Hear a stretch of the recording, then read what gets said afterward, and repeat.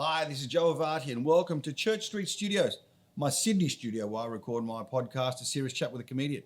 Well, my guest today is a motivational speaker, a business analyst, and he'll tap into your subconscious mind and teach you how to become a better version of yourself. He's got a lot of very interesting things to say. Let's meet him, Mr. Jacob Galea.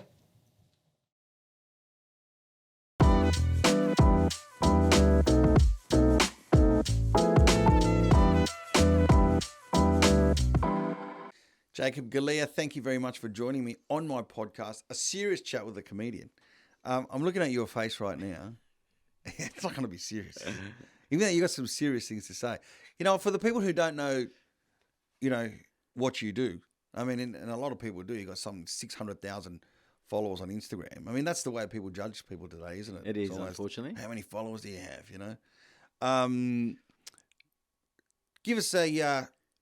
Give us a bird's eye view of, in a nutshell, what you do, and then we'll get to how you got there. Yeah, sure.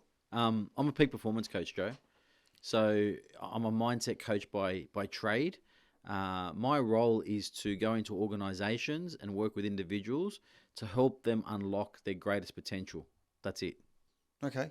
How do you get there? What do you do? What were you like as a kid? Look, I didn't really, I didn't enjoy school. I was way too creative for school. I didn't like structure. I was a black belt in martial arts, so I like that discipline. I enjoyed that. My dad was a black belt too, but he never did martial arts. He had a Louis Vuitton black belt. Just a old Italian man black belt. Sometimes it was brown, mainly black.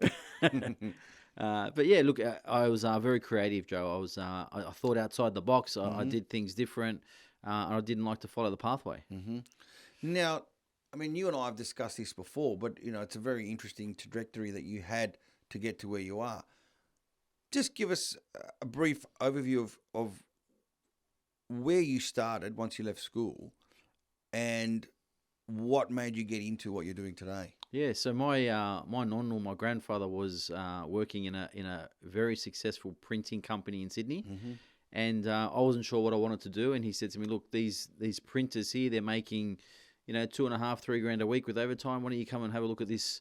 And if you get a trade, you'll have a job for life type thing. So I left school and went and got a printing apprenticeship and did my 4-year apprenticeship in 3 years. And realized very quickly, Joe, that I didn't want to spend my life working in a factory. And being a black belt in martial arts, I used to meditate a lot. And there was this voice within me that said, you know what? There's something better for you. There's something better for you. And then I just decided to sort of unlock what that better is and started to follow a different path. And that pathway for me outside that apprenticeship was sales. Sales in where? So you started selling print media, yeah. So to who? For who? So I was working as an intermediate broker between a supply chain and a printing company. So I would buy and sell print media communications into the public. And like, for example, I would place $40 million worth of print for Westpac Bank in a supply chain. And I worked my way up the corporate ladder very quickly in sales. But something happened then, didn't it? That sort of moved you and put you onto the road that eventually brought you where you are now. Tell us about that. Yeah, it did. I was about 20 years old and I was working a second job in a pizzeria. And I met a guy called Franco, which I talk about in my book. And Joe, this guy changed my life. He changed the way I think. He changed the way that I existed, and he led me down a very different pathway of existence. How? He introduced me to something called your subconscious mind. And the subconscious mind, Joe, is not something that you learn in school or TAFE or uni or at home. No, you learn from a guy from a pizza shop. You do. He was very well read. He was a very humble man, and he led me down the pathway of studying what is your subconscious mind and how it works. In the next 4 years, I put head down and bum up and read over 3,000 books on the subject. And what is your subconscious mind for those people who are wanting to know a little bit more about it? Look, your subconscious mind is where it's stored, or every memory, every thought, every word, every bit of intelligence is stored. I call it in your creative powerhouse. It's your center of intelligence, Joe. Well, how do you use that? Come on, mate. Don't just leave us hanging like that. Your subconscious mind is like an identity, Joe. You have to communicate with it. You have to talk to it. You have to awaken it. You can awaken it through modalities like meditation or affirmations or visualizations. But you have to acknowledge its identity and communicate directly to it. Right. And so from there, you started to learn about the subconscious mind. At what point did you say, well, I'm going to start talking about this. I'm going to start teaching. How do you start teaching these things? Yeah, so I was in a CEO group, Joe, called the Executive Connection in Sydney, and I was sitting around a boardroom table with a whole heap. But was that because you were a CEO at the time for a different company? No, the organisations I was working for identified me as talent and put me in a CEO group in the corporate world. Right. Yeah. So that you can develop further to right. eventually be the CEO of that company. That's right. Okay. So they had paid for me to join this CEO group, and I was, blessed at a very young age to be around some very powerful men and very powerful CEOs. And I very quickly got their attention on what I was doing, where one of the men asked me, "Can you come and teach my sales team what you're doing?" And it's not something I picked. It sort of picked me, Joe. And so what happened there? So you went there. Are you allowed to say the player who it was or not? Or no, due to confidentiality. Okay, no, of course. fair enough. Yeah, right. Yeah, I got to ask the question. Though. Yeah. So you went there. What did you do? What did you? How did you know what to do to get to motivate this sales force? Yeah, good question. At the beginning, I didn't know what to do. Right. No one in my family had ever worked for themselves, had ever had their own business. So this gentleman said, "If you come and do this for us, send us an invoice." I didn't even know what an invoice was at that time, Joe. I was 25 years old. I'd worked, from factories to the corporate world. I was on a salary. I didn't know how to operate and exist and coexist in this world. So I left my high-paying corporate job, and I followed my intuition, and it felt right. And that's what's led me most of my life to my success, is following and teaching what this thing called intuition is now, which is built from your subconscious mind. And what was the defining moment? When was the aha moment for you where you realized that what you were doing was working? Tell us about that. I think for me, the biggest aha moment for me where it hit me was when I got a call off an NFL player in America from the Green Bay Packers and said, "Jacob, I've been following you on Instagram for some time. You've put some stuff up I'm really interested in. Can you fly over and work with me?" Then I had realized I had something. When you were doing this, were these the days before social media? How did people find out about you then? No, social media was around in those days. Right. Instagram was probably just hit the ground running. Obviously, there was Facebook and stuff like that, Right. but it wasn't as big as what it is today. Right. So how did people know about you then? Just through networking. Just, Right. My whole business, my whole network is built through networking, and people were talking. One CEO will talk to the other one, and Jacob came in and got us these results, and it just avalanche from there. What sort of results were you getting for these companies? First year in of working for myself, doing this coaching development, 3 companies got 300 to 600% growth in year 1 in sales. Massive growth. And how do you achieve that? What do you go in and essentially do? Yeah. So what happens, Joe, is that people and companies are conditioned to sit inside their comfort zone. So the problem is, if you always do what you've always done, you'll always get what you've always got. Okay. And it's a problem. So what I do is I go into these organizations, these companies, and I break habits. I break conditioning. And I literally break the puzzle apart and have a look at all the things they're doing and make them rebuild it and do it better and re-engineer it better, make it stronger, faster, wiser, but also give them an edge, give them a USP, a unique selling proposition in the market that no one else has. But where did you learn that? Where did you learn that yourself? That's what fascinates me. I get asked that a lot in the media, Joe, and I actually don't know. It's something that was built within me. It's a talent. I don't know whether it was after I met my mentor, Franco, whether it was the 4,000 books I'd read and put something together, but I always had this thing where I knew about it and it was on, and I would just go into these companies and I would intuitively work through the work and it would work. And every time I'd go deeper and deeper with intuition, they would get a better and better result. So then I just started noting it down and writing it down and putting my philosophies down, and I formulated a scientific formula or a quantum physics way that what I was doing, no one else was doing. And I mean, you're booked out. Years or months in advance, maybe a year or so in advance. When did that start happening? That your services were in demand so much that it's very hard for you to take on anybody else. About 5 years ago, I got a call to go and work in LA with some up and coming celebrities, and also some guys from the show $1 Million Listing LA. Oh, yeah. And I know $1 Million that show, Listing. yeah. So I went to the agency in Beverly Hills and worked with some guys there, and had sessions with them around mindset change and mindset shifting, energy shifting, telepathic communication, subconscious programming. And I had noticed that I was around a team of elite people and creating amazing results. And at that moment, I remember sitting one day in Beverly Hills, and I was having a coffee at the hotel, and I thought, this is it. I've made it. I've really made it. This is what I'm meant to be doing my whole life. Now, look, America is not shy. It's not a shy place. America is not shy of go-getters. That's what it's based on. Yeah. And not. I don't mean this in an offensive way. I've got to ask this question. Why have they got to come to Australia? Why have they got to find a guy in Australia? Surely in America, there's people who have got that vision who can do that too. So, what do you think that you possess that made them come to you? What's your X factor? It was an inside-out job, not an outside-in job. What does that mean? So what that means is they didn't call me. I created it from the inside in. One of my techniques that I've been using for years, over and over again, you probably use this on stage as well, is visualization. So what I did, I wanted to go to the US. I wanted to crack the US market.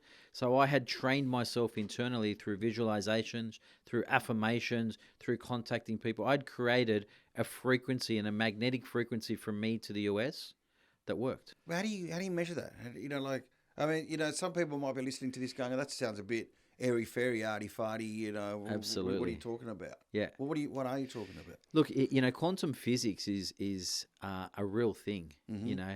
Energy. We are made of energy. Everything in life is made of energy. Yes, I believe that. Yes. So what happens is, if we're made of energy, then we can tap into other energetic fields, right? Mm-hmm. So if you're energy and I'm energy, and I want to work with you, I want to do something with you, I can, and they've been teaching this, Joe, for years. For scriptures talk about this, telepathic communication, where, for example, John of God in Brazil did a long distance healing in Wayne Dyer, had leukemia in Maui, and it's documented that through telepathic transference, he healed him. Mm-hmm. Yeah.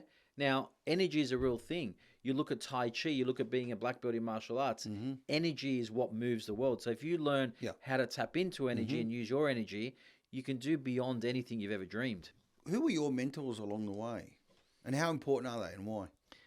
Look, mentors for me are everything, and that's why now I have a mentoring business and I mentor around the world, because when I met Franco at that age, that mentor changed my whole direction and outlook on life. So I don't believe in this world that you can be super successful without a mentor. Let's have a look at athletes. Look at, whether it's a professional tennis player or a soccer player or, a musician, they all have some sort of coach or mentor guiding them. Why does an elite person have a coach and mentor? Because it works. Yeah, you need someone to hold you accountable. You need someone to give you that 1% to teach you to pivot left to pivot right. That 1% can change your whole game. Mm-hmm. That's the importance of mentoring, right? Things that we can't see ourselves. Right. And why do you think that some people are successful, and why are some people not and never will be? Yeah, I've been on a quest, Joe, for 25 years on that question to find out what makes one person really successful versus a really average person. Mm-hmm. And let's define success though first. I think success is defined different by everybody. Mm-hmm. Yeah, success for me, my definition of success is to be able to do what you want, when you want, whenever you want. So if I want to go now to Singapore for a week, I can go. I'm successful. If I want to go and buy these certain clothes or watch and can do it, I'm successful. Yeah. But for someone else, if they can go to the pub at 3:00, they're successful too. Mm-hmm. Yeah. So I think success is not a look and feel of something materialistic. Mm-hmm. It's a feeling of. Right. Yeah. It's a deep feeling of. So as long as you can do what you want to do, then you're successful. The minute you can't, you're not successful. So that's your definition of success. Absolutely. Okay. So then what does make someone successful and someone not? I think for me, what makes someone successful is the ability to follow their dreams, the ability to follow that inner voice of what they really want to do versus getting up, doing a 9 to 5 that they hate, getting money, paying bills and dying. Yeah. What makes someone successful is someone who has the courage and the inner strength to follow their dreams, their wishes, their desires, and has a goal in their life. Yeah, that's what makes someone successful. Right. And obviously keep at it. Absolutely, you can't stop. You got to keep going. Yeah, a lot of people, I find they'll do something for a little while, like whether it be, I'm going to lose weight, or I want to stop drinking, or I don't know, we're gonna start getting up early and starting our day a lot earlier than normal. They do it, but then it kind of drops off. When they kind of hit a milestone, they sort of pull back a little bit. What does it take to just keep on going? You raise a good point, Joe. In martial arts, 95% of people that do martial arts stop at brown belt, never get their black belt. Right. So they go all that way and they don't cross the finish line, right? Mm-hmm. It's that last 10%, that last 5% is what it takes to be successful. Yeah.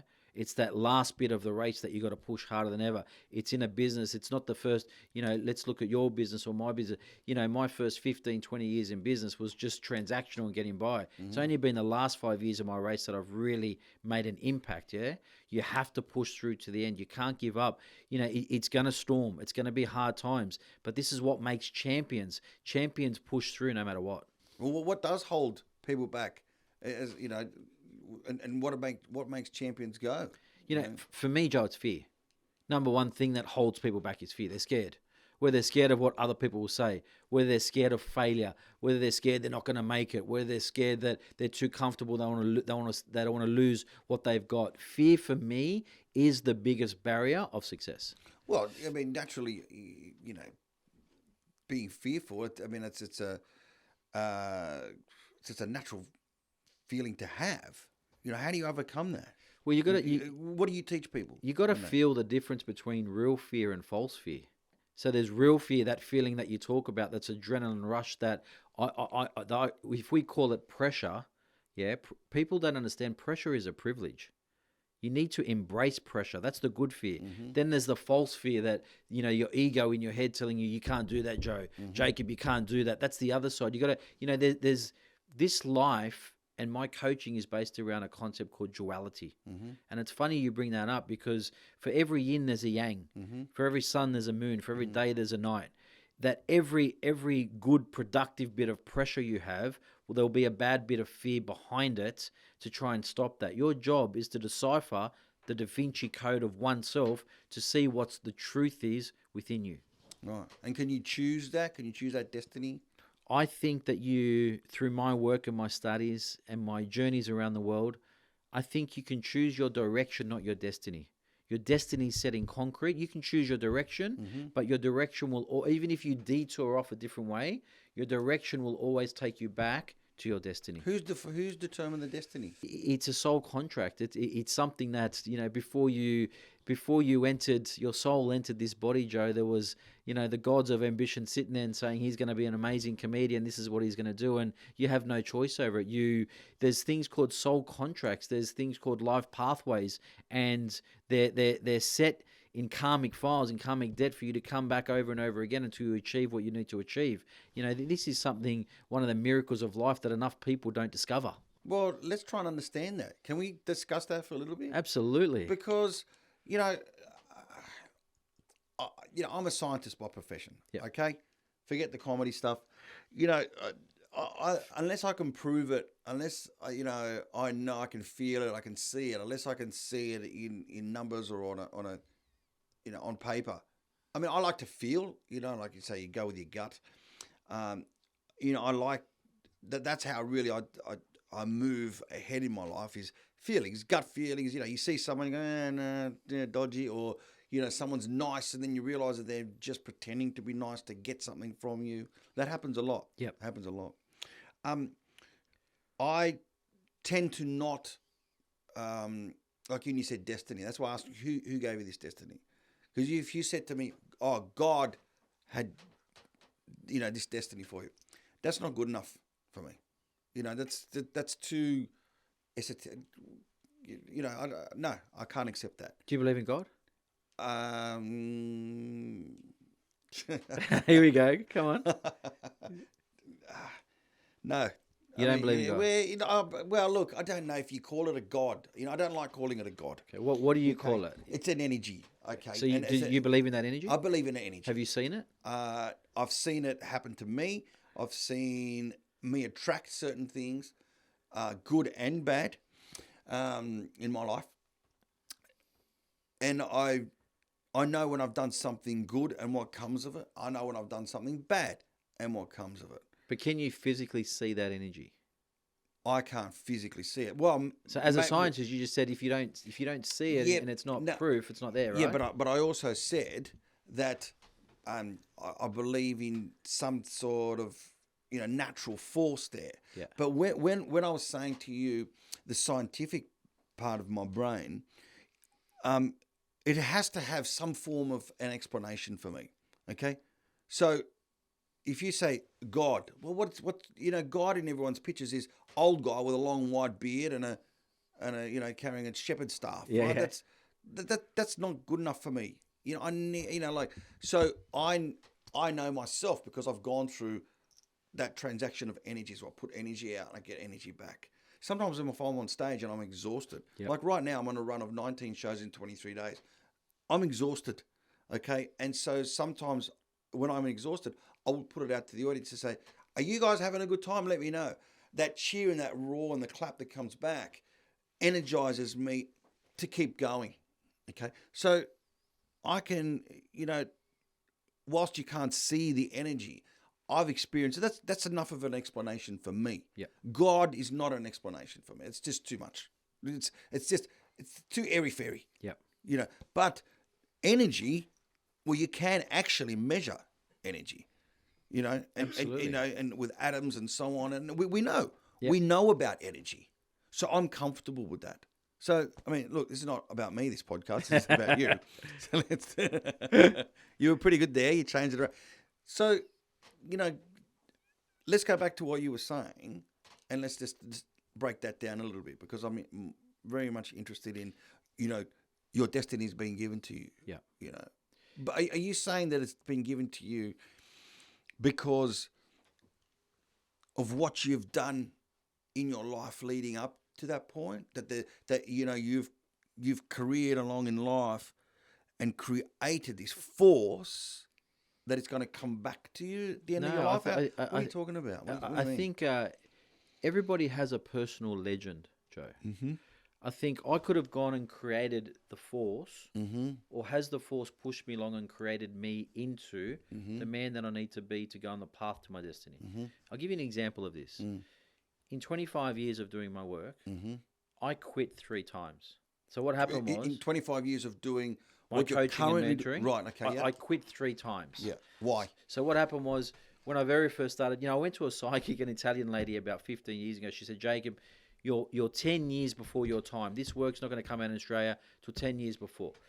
So I started my business from the corporate world, as I said to you, and I moved into coaching and mentoring from the CEO group. I started doing it about a year into it. No, I had a few clients, but it wasn't taking off. But I needed money. Mm-hmm. So I needed to live. So I got second jobs and I did things. So what happened was I made an internal decision to stop coaching and go back in the corporate world. So I left. I went back in the corporate world. I got a job as a general manager in a business, made my 250 grand a year, and said, this is not for me. Within 6 months, that company got sent into receivership. In a week later, I'm back coaching. I go back coaching. 2 years after that, the global financial crisis hit. Yeah. I couldn't make money doing what I was doing again because the first place people stop spending money is in a luxury, luxuries in a necessity market. Mm-hmm. I went back into the corporate world again. I got another job, 200 grand a year. I did that for 4 years. That company in 4 years got bought out. The next thing I was back in coaching. On the third time, I said, all right, universe, God, energy, whatever it is, I can hear you. I can feel you now. I'm meant to be doing this. Yeah. So I'm going to pursue this now. The minute I made an internal decision to pursue that, my business went through the roof. Right. Did I choose it or did it choose me? I believe through destiny that it chose me, and I had to go through the pathway to get to that yellow brick road. Mm-hmm. Speaking of yellow brick roads and success, well, what's the secret to success? For what you teach, your clients. You got to get outside your comfort zone. too many people, Joe, that 99% of people are sitting inside a comfort zone. You know, the definition of insanity is trying to get a different result doing the same thing. Same thing, yeah. And this is the thing, you know, for me, it's so easy to coach people when you say, why? Because if I can tap into their mindset, tap into their heart and emotional intelligence and get them outside their comfort zone, they're going to get results. You have to. Yeah. So comfort zone and sitting in comfort zones is a very dangerous thing. How do you do that? What do you suggest to people to do to get out of that comfort zone? I use a process called rewiring and refiring through the subconscious mind. Yeah. There's lots of study in this field around neuroplasticity, where the brain is plastic and molds to that of your thoughts. Yeah, absolutely. So you can change it. Absolutely. So I know a lot about that because I read about it. Yep. But for those people who don't know that, explain a little bit more about neuroplasticity. Yeah. So neuroplasticity. If tomorrow I want to become a lawyer, and I immerse myself in the law world, so I go and watch, you know, law shows. I go and study law books. I go and spend my time in courts. I can actually change my thought process of who I am, my character of who I am through my thought process. There's a new study or a study out there now called epigenetics. Yeah. And epigenetics is a study and a field where us coaches are studying where your behaviors and your environment can trigger your genes. And different environments and different behaviors can activate different genes within you. So you can actually, you know, they say that the subconscious mind does not know the difference between what is real and what is imagined. So if I imagine myself and if I take a client and imagine himself here over and over and over again, we start imprinting the subconscious mind with the new reality. Yeah. So then we have a reality shift from consciousness into a new reality, and we can paradigm shift people through dimensions. I think you said something to me once. You said, what happens if when you're awake, you're actually sleeping? I did. And if you're sleeping, what happens if you're actually awake? What do you mean by that? What is reality? Like what is reality versus what is your actuality? Reality is what is real now. That's the word reality, what is real. But what is your actuality? Actually, who are you meant to be? Actually, what is the potential within you? And actually, if you tap into this greater field inside you of energy, what could you possibly be? So if I can move people from reality to their actuality, they have to change as humans. And what do you call that? What's that movement called? Self-transformational change. Right. Yeah. The biggest thing I do is human transformational change, organizational transformational change is to change. I believe you can change the culture of an organization. You can change the DNA and genetics of a person through everything you do through mind and energy. Right. Without a doubt. I mean, there's studies proven, white papers written of people that cure themselves of cancer through meditation. Yes. Yeah.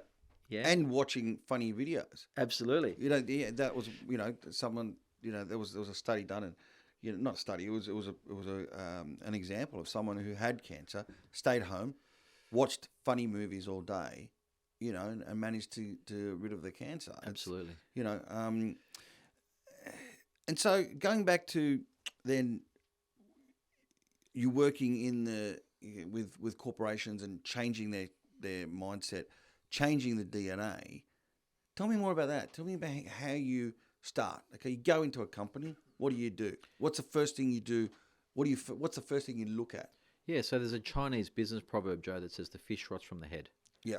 So we've all heard that. Yeah. So what I do is I go into the top of the organization first and meet from the CEO to the senior managers and understand their thought processes, understand the way they use words, the way they treat their people, and have a look if that behavior matches where they want to go as an organization. Right. So if that behavior doesn't match where they want to go, I start shape-shifting their behavior to match their direction. Okay, like when you get into a corporation, is there a common theme that you find? You know, that you see a lot. Then you go, right, this is what's happening with this company. I know what to do here. What do you see when you get in there? What's the biggest issue that companies have faced in the last, 10, 15 years? Because now it's, and then we'll get to where we're going, because there's a massive shift right now going on. Absolutely. With everything in the world. It sure is. I can't wait to get there. But the biggest thing I see at the moment, I'll talk about Australian companies for now, is their lack of ability to innovate and be creative. so that they're going into the workforce, into the markets, doing what they've always done. And when you go into an executive and I sit with one of their senior guys and say, "Hey Harry, why are you doing like this?" He goes, "That's the way we've always done it. That's the way we've done it since his company opened." And then I stop and go, "But why do you have to do it like that? What if you did it that way?" So what happens is, again, they're conditioned to be inside a comfort zone and go, "But that's the way this company's always done it, so that's why I'm going to do it." But then there's a thing that says innovate or die. So if you don't innovate, if you don't create a product, a phone, look at iPhone. I think they're up to number 14 at the moment. Yeah, they're number 14. Yeah, and they keep on changing the chargers. So you can't use the charger for 10 on 14. Yeah, and then they swap. Then now you can use it again. Because my laptop the other day, I got this new Mac. I'm using the old charger from 3 laptops ago. It's crazy, isn't it? What did Steve Jobs do? he left this. Anyway, sorry. It just made me. Yeah. So, yeah. Okay. And that's what they do, Joe. They're trying to get a different result. They're trying to win in the marketplace by doing the same old boring things. So I go in there and I'm one of my favorite words that I've used for a long time is alchemist. I want to be an alchemist when I work with these people. The alchemist is someone that can take lead and turn it into gold, can take, water and turn it into wine. When you can alchemize something and you can take a company and say, right, this sales team looks and feels and exists like this today, and this is what they do. If I can shift them and pivot them this way, and they behave and act and think and feel different, they have to get a different result. Right. Have to. So how do you get in there? So you get into a company calls you, you do your deal. You said, yeah, this is what it's going to cost. Do you know how long it's going to take, or roughly? I mean, obviously every company varies. But what do? You go in there, you sit down, the board meetings. Tell us about that. Yeah, all of that. Look, my programs that I create, Joe, none of it is off the shelf. It's all bespoke. It's all built by the client for the client. Yeah. So a scope of works at the beginning will be sitting down with the people running the company at the top, taking a very in-depth brief. Sometimes that brief could be a week's worth of notes taking and understanding, and sitting with the sales team or sitting with the organization understanding. And then we built a tailor-made program for stage 1 and phase 1 of change to match their vision, their values, their EBITDA, where they want to get to in profitability, where they want to be in the market, and make sure that everything's aligned in the center of their universe. And then we run from the top down. Now, we mentioned the issues that companies in the last 10 to 15 years, what we've seen. Where's it going now, from what you understand, from what you've seen recently? I think, Joe, that's a question that it's very exciting, because we've got things now like artificial intelligence, we've got augmented reality, we've got hybrid models. This great resignation where companies are letting staff work a hybrid model, half at home and half in the office, or more at home and less in the office. We're moving into times that we've never existed in before. So this is very exciting. We've got, you look at the technology that exists now, what companies are doing to win. Let's have a look at some of the biggest companies that have existed today and are existing today. To answer your question, what's really happening today and where we're going is disruption. Netflix disrupted Foxtel. Yeah. Uber disrupted the taxi industry. Yeah. Airbnb disrupted the hotel industry. Now, here's a funny thing. Let's look at this when you talk about where's it going. Let's talk about Uber. Uber that disrupted the taxi industry. Yeah. They don't own a car. They just own a technology platform. They don't own a driver. They don't pay a wage. Yeah? They just own a technology platform. Airbnb don't own a hotel. Yeah? So we're going into if you're a businessman today, a businesswoman today, going into a new frontier of businesses, you're looking at things very different. You're looking at, well, why do we need to have an office now if 50% of our staff are at home? Why don't we go into a hybrid model? Why don't we disrupt and put that money into technology? So we're going into a place, actually, Joe, that we've never been before, that is very... It's very Star Wars. It's very artificial intelligence. Very who knows where it's going to end up, and also very exciting. So where do you go? Because you're the guy who's got to come in and fix all this or advise. Where do you go to learn about what's coming up? so that you're informed, so you now have the tools to be able to deal with all this? Great question. So I spend a lot of time studying. I spend a lot of time reading. I spend a lot of time. What do you read? Like, where do you go? To read about this stuff. Look, for me, I'm a big fan of like Deepak Chopra, quantum physics. I'm a big fan of work like Paulo Coelho that talks about personal legends from The Alchemist. I love going to conferences. I love going to look. For me, one of the best places you can learn is go to a health retreat. Go to Camp Eden in the Gold Coast for 5 days, and you want to learn. Go out in nature. Go out and go within you. All the answers you need are within you. Yeah, right. Yeah. So I do a lot of internal work. I get a lot of mentors as well around me, and I tap into great people. Yeah. What does it mean when someone's got a personal legend? What's that mean? In The Alchemist, Paulo Coelho writes about, the little boy that was walking towards the pyramids that has a personal legend, and the personal legend means your destiny. Yeah, it's the same thing. Everybody has a personal legend.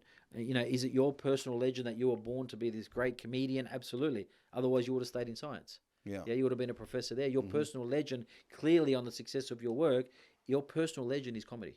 Yeah. Yeah, my personal legend is coaching and mentoring and human and company transformational change. But even a great cleaner, even a great painter, that might be their personal legend in this life too. Yeah, we need all different types of personal legends to coexist today. Now, you've done work with corporations.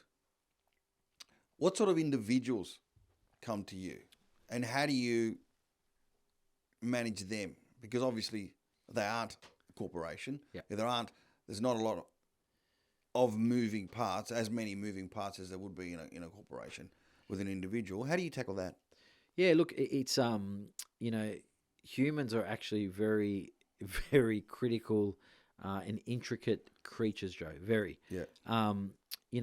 My one-on-ones with individual that are entrepreneurs are as deep as working with a corporation, because a human has a lot of baggage. A human has a lot of conditioning, has a lot of emotions. So there's actually no lesser work working with an individual than there is a team of 10 CEOs who got around a boardroom table. I don't discriminate. Everyone I work with is a blank canvas that we've got to paint a masterpiece with. No matter what, and everybody has to get the love and care that they need. So, like when you go into a corporation, you can sit around the board table and you can see, them having a meeting, and you can see the CEO talking, and you can see one person scribbling, another person on their phone, another person not listening, another person sleeping. You can see that because you've got that. You're sitting back, and it's an environment where no one is forced. Like when it's a one-on-one conversation, or when you are talking to someone, they have to be engaged. In that environment, they don't have to be engaged. So, and you can see a lot because you stand back, Yes. and you can see a lot of traits, and you can see who's good, who isn't, who's listening, who's not, and then from there you can make a decision. When you're one-on-one with somebody, and they're kind of forced to have to look at you, and they can't be on their email, they can't be falling asleep. How do you delve into them to find out what you need to do to change them? I go beyond what I can see and tap into what I can feel. Right. Because it doesn't matter what someone says to me. Do you know how many sessions I've had, Joe, where people are masked and might say one thing to me, but underneath the iceberg, the truth is being so far hidden it's not funny? Right. What I want to tap into is the power of emotional intelligence. I want to look beyond the beyond. I actually want to look for what they're not telling me. I actually want to feel what they're trying to hide. It becomes a game of emotional intelligence because they can say what they want. At the end of the day, it's what can I feel? A great soccer coach, they and I've had some experience, and I was blessed to work in the A-League and do a preseason with the Wanderers as a mind coach. And I was watching, one of these coaches that I was working with sit back, and he wasn't saying a word. He was feeling where the team's at. When you look at Lewis Hamilton in the F1, they're moving so quick. They're not thinking. They say, if I think I'm dead, I'll crash. Yeah, right. They're feeling. They're becoming one with the vehicle that they're in. So what happens is great people that get to another level have to feel the game, not think. So my job, when you get to a certain level in this emotional intelligence spectrum, You have to shut off all your senses and everything you've learned and everything that school's taught you and everything your parents taught you. And you've got to sit back and feel. And as you said before, you might see someone and I've never met that person before, but something doesn't feel right with that person. Well, that feeling's right because an emotion never lies. Yeah. So I want to feel what that person's feeling and what that person's not saying, and then I want to reveal the truth underneath. And I challenge a lot of people. Yeah. Someone will say something to me, say, "Man, that's bullshit. What you're telling me is a lie. Now tell me what you really feel." And you watch their face go red, and you watch them panic, and they go, "Oh," and then you remove the layers of the onion to get to the core through the feeling. But it'll still make you cry. Even you get to- Some you get people down. do, don't worry. Plenty of sessions, I've got plenty of people crying. Yeah. Emotional intelligence. See, I find a lot of people have got no emotional intelligence. Yeah. A lot of people are emotionally dumb, Yeah. to be honest with you. A lot Yeah. of people. Can it be taught? Great question. To a limit, it can be taught to a limit. I think our generation is really good with emotional intelligence. If you look at the up and coming generations that are technology based and having Zoom calls and working from home in their pajamas watching Oprah, good luck. They're not feeling anything. They can't. They're in a numb environment. They're not going out. The future for my business is huge because soft skills are being thrown out the window. People don't know how to sit in front of people anymore, talk, hold a conversation, close a deal, persuade, influence. Those skills are gone. Right? I go out and watch people. They're almost socially awkward. Yeah, you can tell. You go, these people don't even know what to say to each other. I saw this couple the other night. I was in Brisbane on business, and there was this couple next to us, and they must have been on a first date. And the guy and the girl, they didn't even know what to say to each other. It's like there was no emotional connectedness at all. So I think Well, maybe they were talking, but they were just texting each other. maybe they were. Maybe WhatsApp serves a purpose after all. Yeah. Because that's, see, a friend of mine is a top CEO, and so they had a meeting in the business. So it was him, it was the guy underneath him, and it was a kid who worked for the guy underneath him. Yep. Okay, so they finished the meeting. The kid, right, in his early 20s, so they circulated an email about the meeting. The kid writes to the CEO, not to his boss, right? Bypasses his boss, gets straight to the CEO and gives him his thought and what he felt, right? We would never have done that. Never. Okay? We deal with the people, I'd never email the CEO. I'd go to my boss who would then pass on the message.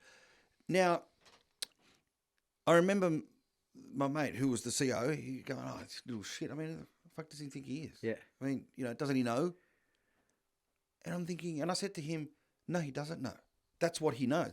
That's what kids know. So you can't really blame the kids today for not knowing the protocol because that is what they've learnt. So is there this could be a little side business for you. I'll just only take 7%.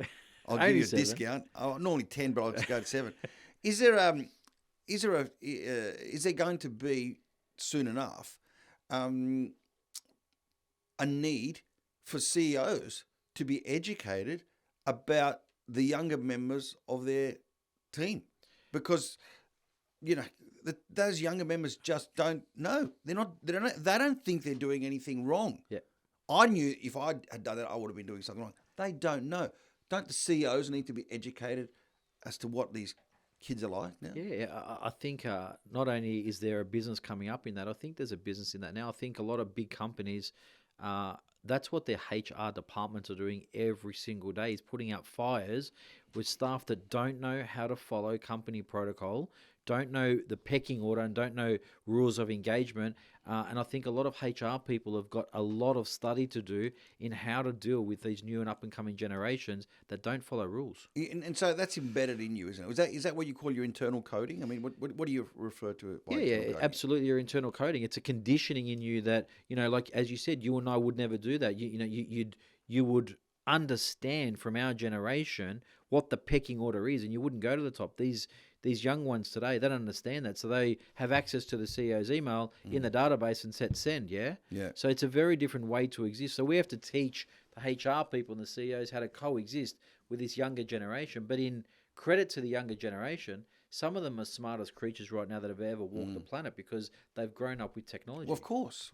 Yeah. Yeah? It's like sometimes, when people say, about kids today, "Oh my God, they're so smart." Well, no shit. Of course they're going to be so smart. Yeah. They're born.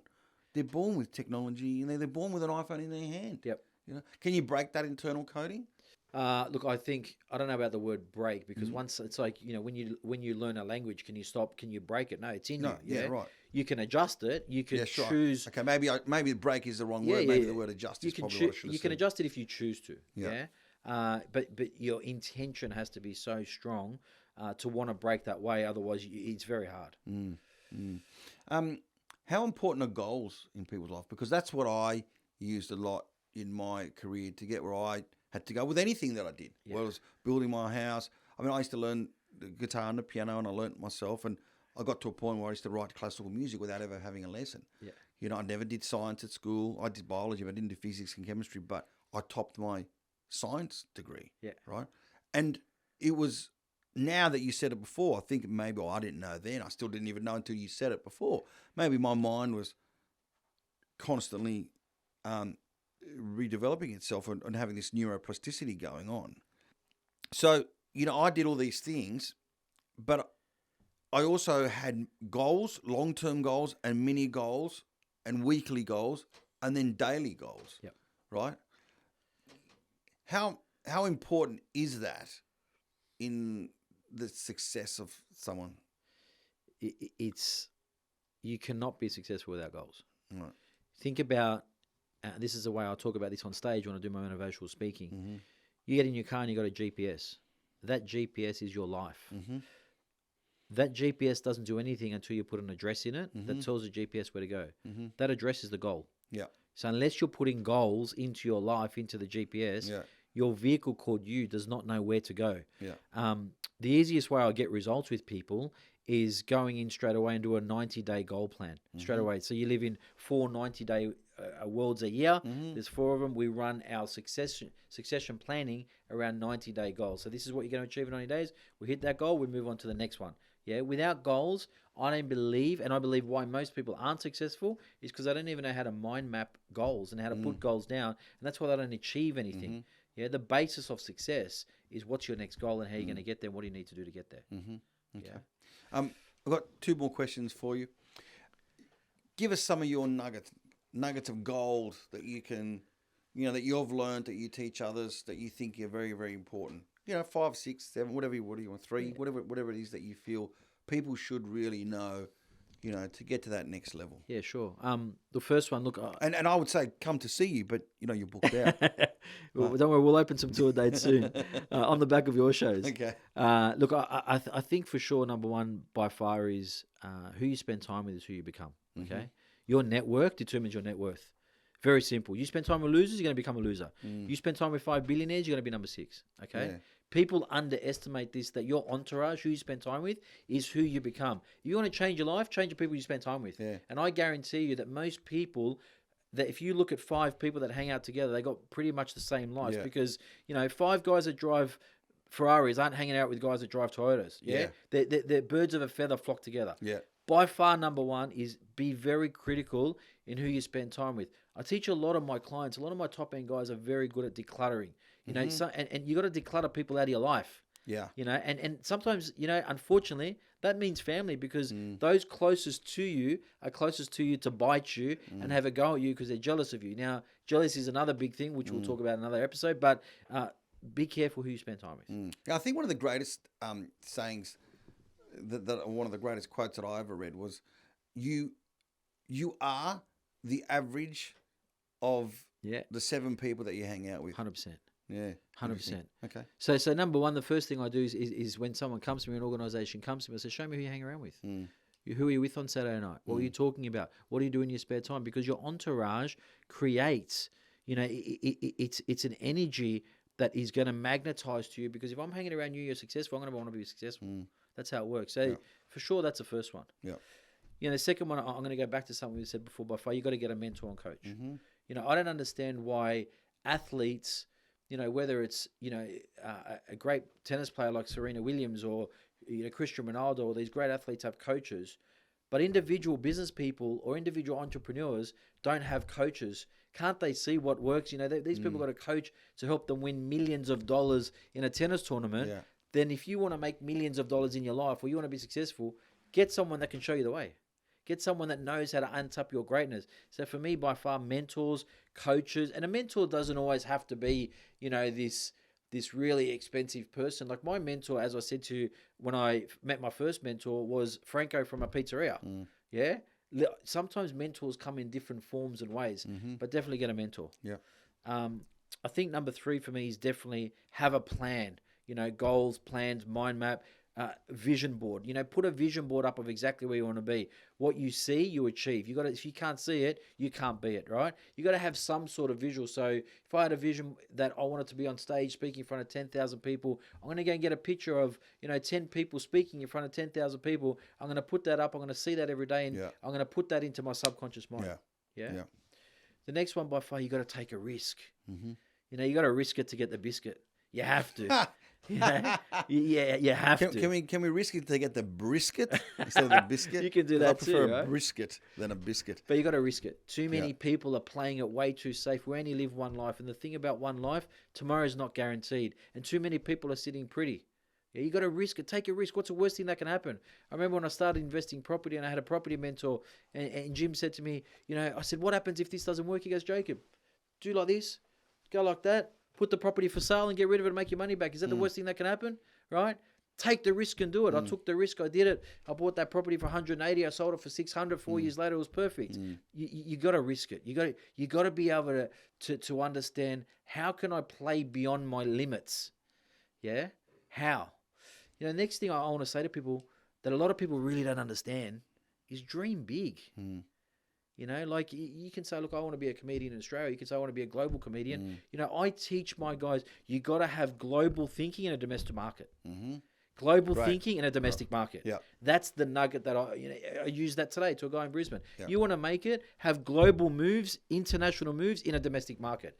What do domestic people know here? Australia's so far from the rest of the world. Yeah. We're so far behind, what's happening around there. It's not even funny. When I got my first mentor, my real big mentor that I look for, it was a guy on Wall Street that was known as the Rainmaker, that did more deals, more billion-dollar deals than anyone else in America at the time. Paul Quintal, his name is. And I ran and reached out to him and said, "Would you mentor me on Zoom?" And he said, "Yes." I just had this big dream that, I wanted to be on the shoulders of giants. Yeah. Yeah? Yeah. And that works. Yeah, that's a great saying, because there's a lot of people who've stepped on the shoulders of giants to get where they are. Absolutely. I think the other thing you got to do that people don't do, you got to invest in yourself. Yeah. I've spent, honestly, I think I've spent 300,000-400,000 over, 10 years on educating myself, going to seminars, paying for my mentors, learning things, international trips, because if you're not educating yourself, you can't grow. Yeah. So whatever that looks like for you, you don't have to spend big money, but even if you spend, $60 on a seminar that you're going to learn something tonight or a course, go and do it. Continually educate yourself. Yeah. I think one of the last things I would say that's really, really important is you got to believe in yourself. A really gold nugget is you got to believe in yourself. Don't go and attempt something without belief. If you say, "I'm going to do this," believe it and back yourself to the hill. And don't stop till you get there. And then when you get there, don't stop again. Yeah, because like Formula One that I love, you can get in pole position, but then it's one thing to get to the top. It's another thing to stay at the top. Yeah. So you got to hold pole position. So don't think, "Oh, I'm here now. I'm making money. My business is good. Everything's good." Because at any time you can get overtaken. Yeah. Yeah. You got to play. Don't play the game. You got to change the game. Yeah. So if you keep investing in yourself and you have great people around you and you're educating yourself and you're getting beyond your limits and you're getting great mentors, you have to be successful. If you go to the gym and lift weights 5 days a week, even if you eat KFC every day, you have to put on size. Yeah. You have to. It might not be quality of muscle, but you're going to put on muscle. Same as success. If you go in and you go brick after brick, step after step and don't stop, you have to become successful. Yeah. Matt, my last question is, obviously you're full of nuggets and so on, and you teach people to be successful, so you do a lot of it yourself. But what do you do every day to keep yourself motivated to get up? Is there a ritual? Is there a routine? What do you do? Because a lot of people want to know what Jacob Galea does. Yeah, look, I change it up a lot because, again, I don't want to get complacent and I don't want to be in a comfort zone. But tools that people can use, morning rituals, meditation is really good in the morning. a really good way. State change, you've got to choose What change? When you state. You got to choose states, the state right. that you're going to be in. Yeah. State changing I'm always is really changing powerful. states. New South Wales, Victoria. So are you. I am. So are you. Sorry, it's a dad joke. But Anyway, state. You got to choose your state. Meditation and choosing the chemistry in the body. That's why they say never go to bed angry. Because when you go to bed angry, like meat marinates for 8 hours on the spit, you marinate those thoughts for 8 hours within you, and you get up, and then you're going to get up angry, right? So you got to get up in the morning and choose, what state do I want to be in today? Yeah. Do I want to be powerful? Do I want to be successful? Do I want to be calm today? You can't be at 400 kilometers an hour every day. You need time out. You need to recharge your phone. Yeah. So meditation's a great one. Reading great books. I listen to a lot of podcasts in the morning. In the car or on the plane on the way to my next meeting. Journaling's a really powerful one for me. Yeah, I've got my pen and my pad, and I write what's going through me in journal. Is a ritual that I do every single day. And just for me, stay fit. Train in the gym, go for a run, go for a walk, because your body chemistry, your body is your temple, is really important. You can't get great results being sloppy. So try and train often, try and get to the gym, whatever, do yoga, do anything that gets you in some sort of shape, because a Ferrari needs good fuel in it. Jacob Galea, thank you very much for joining us. Thanks for having me. I know how much you charge an hour. I didn't want to pay it, so I got you in here because that was going to be the cheapest way to get some advice. It's been a great show. Very much, Thanks for having me. But it's been a pleasure. Thank you. Thanks for having me.